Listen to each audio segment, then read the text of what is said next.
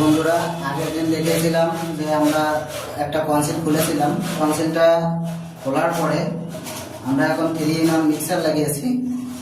তো এটা দেখুন কেমন হয়েছে, আর আগেরটা কেমন ছিল সেটাও আপনাদের দেখাচ্ছি। তো ডিফারেন্সটা অবশ্যই আপনারা বুঝতে পারবেন যে কেমন হয়েছে, আগেরটা কেমন ছিল আর এখন এটা কেমন হয়েছে। আগেরটা অন্য মিস্ত্রি করেছিল আর এটা আমরা করলাম।